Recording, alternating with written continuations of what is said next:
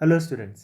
तो इस वीडियो के अंदर हम लोग centre of mass momentum and collisions का एक काफ़ी अच्छा क्वेश्चन लेने वाले हैं। ये क्वेश्चन आपको एचसी वर्मा में भी मिलेगा और इरोडो के अंदर भी मिलेगा, तो काफ़ी अच्छा क्वेश्चन है स्टूडेंट्स ये। तो चलिए हम क्वेश्चन को समझ लेते हैं। एचसी वर्मा के अंदर ये सेंटर ऑफ मास वाले चैप्टर में एक्सरसाइज में क्वेश्चन नंबर 57 दिया हुआ है। इरोडो के अंदर भी ये क्वेश्चन दिया हुआ है, उसको हम लोग एक और वीडियो में अलग से सॉल्व करेंगे। तो चलिए क्वेश्चन को समझ लेते हैं। A uniform chain of mass m and length L is held vertically in such a way that its lower end just touches the horizontal floor. The chain is released from rest in this position. Any portion that strikes the floor comes to rest. Assuming that the chain does not form a heap on the floor, calculate the force exerted by it on the floor when a length x has reached the floor. ये question है, बहुत बढ़िया question है students. ये एक बार आप खुद से क्वेश्चन को ट्राई कर लीजिए, वीडियो को पॉज करके फिर आप मेरे सॉल्यूशन को देखिए। चलिए हम सॉल्व करते हैं। तो देखिए यहाँ पे मैंने सिचुएशन को आपको शो किया हुआ है कि इनिशियल कंडीशन में, ये इनिशियल बोल देते हैं, ये फाइनल कंडीशन है।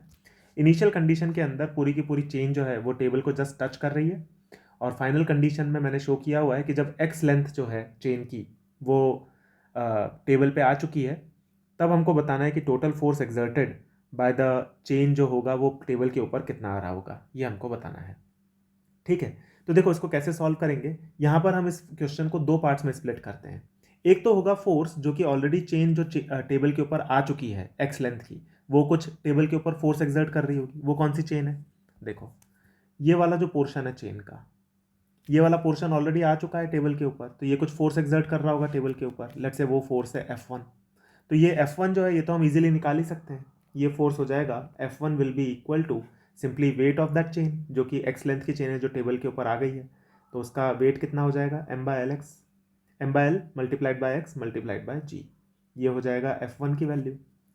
अब दूसरा एक और फोर्स आएगा, वो कौन सा फोर्स है? देखो जब ये एक्स लेंथ, जब ये पूरी वर्टिकल थी, जब इसने ज़मीन को टच नहीं किया था, तब एक्स लेंथ पर जब एक एलिमेंट अगर हम कंसीडर करें, लेट्स से डीएम मास का, एक्स लेंथ पर जाकर के एक डीएक्स लेंथ का एक एलिमेंट कंसीडर करें जिसका मास अगर हम डीएम मान लें, तो जब ये एक्स लेंथ ज़मीन को टच करेगी, मतलब टेबल को टच करेगी, उस पॉइंट ऑफ टाइम पर ये जो डीएम मास है ये जस्ट टेबल के पास में पहुंचेगा।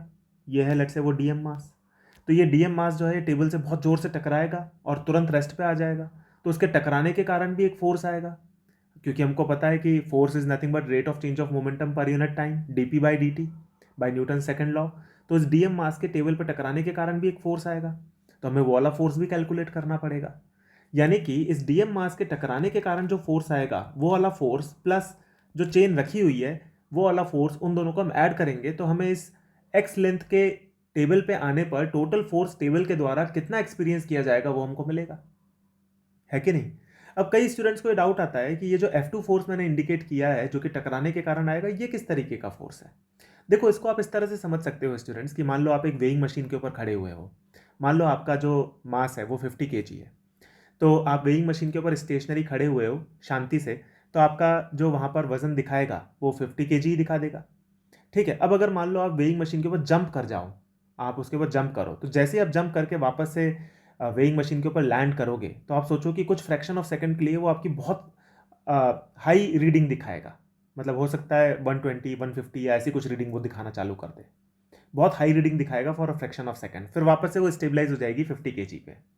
यानी कि जब कोलिजन हुआ होगा आपके पैर का और वेइंग मशीन का, तो उस कोलिजन के दौरान कुछ rate of change of momentum के कारण बहुत extreme amount of normal contact आया होगा वहाँ पर। उस नॉर्मल कांटेक्ट के कारण वहाँ पर रीडिंग बढ़ गई होगी, क्योंकि नॉर्मल जब आपका कोलिजन होगा, आपके पाँव का कोलिजन जब होगा वेइंग मशीन से, तो नॉर्मल कांटेक्ट जो होगा वो इम्पल्सिव हो जाएगा। उसके इम्पल्सिव होने के कारण नॉर्मल कांटेक्ट बहुत हाई रीडिंग, बहुत हाई वैल्यू अटेन कर लेगा, जिसके कारण रीडिंग काफ़ी बढ़ जाएगी।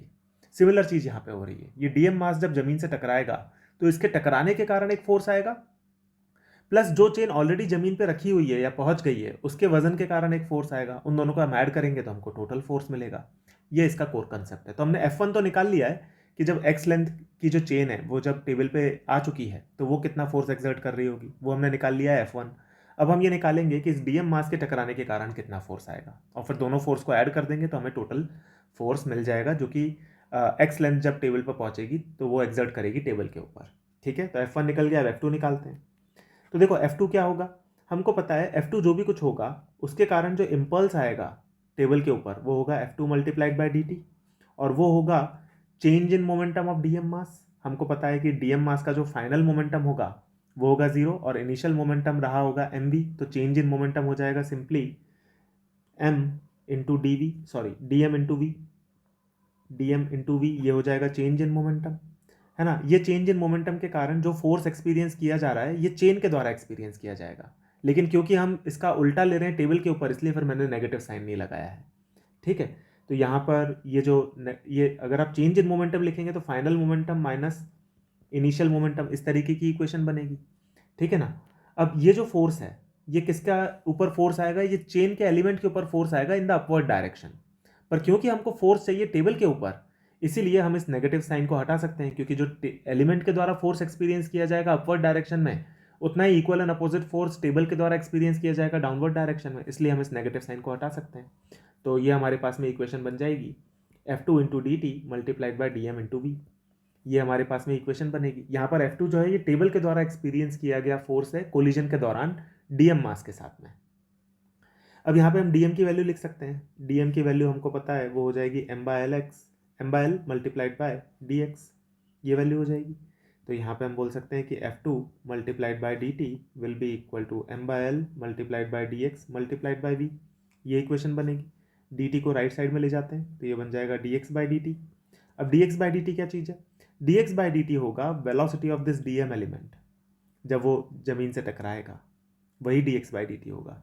तो dx बाई dt की कितनी वैल्यू आएगी, dx बाई dt की वैल्यू v ही होगी, तो हम यहाँ पे लिख सकते हैं कि dx बाई dt की वैल्यू तो v ही हो जाएगी। और अगर dx बाई dt की वैल्यू v है तो हम यहाँ पे लिख सकते हैं कि जो F2 की वैल्यू होगी वो हो जाएगी m/l multiplied bye we square, ये हमारे पास में इक्वेशन बन जाएगी। ये हो गई दूसरी इक्वेशन। अब हमको निकालना है कि डीएम मास जब जमीन पर पहुंचेगा तो इसकी वेलोसिटी क्या होगी, वही है v। अब हमको ये पता है कि पूरी की पूरी चेन फ्री फॉल की कंडीशन में है, तो जो नॉर्मल कांटेक्ट होगा बिटवीन जो डिफरेंट एलिमेंट्स हैं उनके बीच में जो नॉर्मल कांटेक्ट होगा वो ज़ीरो होगा, यानी कि एक जो चेन की कड़ी होगी या फिर एक जो चेन का एलिमेंट होगा वो दूसरे एलिमेंट के ऊपर कोई फोर्स नहीं लगा रहा होगा, क्योंकि सारे के सारे एलिमेंट्स फ्री फॉल कर रहे हैं, यानी कि डीएम मास भी फ्री फॉल करेगा। तो हमको कुल मिलाकर के निकालना है कि जब ये डीएम मास जमीन पर पहुंचेगा तो उसकी वेलोसिटी कितनी होगी, तो वो हमको पता है काइनेमेटिक्स से कि वो √2gx आ जाएगी, ठीक है ना। ये आ जाएगी हमारे पास में v की वैल्यू, तो हम बोल सकते हैं v की वैल्यू होगी √2gx, क्योंकि फ्री फॉल से आई है ये। तो यहाँ पे अगर हम इन वैल्यूज़ को रख देते हैं तो हमारे पास में F2 की वैल्यू आ जाएगी इक्वेशन 2 और 3 से 2mg/l मल्टीप्लाइड बाय x, ये हमारे पास में आ गई फोर्थ इक्वेशन। तो यहाँ से एक चीज़ तो हम ये देख सकते हैं कि जो F2 है वो 2 टाइम्स F1 है, देख लो आप F1 की वैल्यू जो आ रही है, तो यहाँ से हम देख सकते हैं कि F2 जो है वो 2 टाइम्स F1 है, ये हुई पहली बात। और दूसरी बात, जो टोटल फोर्स एक्सपीरियंस किया जाएगा टेबल के द्वारा वो होगा F1 प्लस F2, और इन तीनों को आप ऐड कर दो तो ये आ जाता है 3mgx/l, और यही है आंसर इस क्वेश्चन का। देखिए कितना मज़ेदार क्वेश्चन है ना। तो इस क्वेश्चन को आप खुद से एक बार रिवाइज कीजिए, मतलब खुद से क्वेश्चन को सॉल्व कीजिए विदाउट सीइंग द सॉल्यूशन, तब आपका कॉन्फिडेंस बढ़ेगा। काफ़ी अच्छा क्वेश्चन है, और सिमिलर एक क्वेश्चन इरोडोव में भी दिया हुआ है जो कि हम आने वाले वीडियोज़ में सॉल्व करेंगे। ठीक है स्टूडेंट्स, तो मिलते हैं आने वाले वीडियोज़ में। Thank you.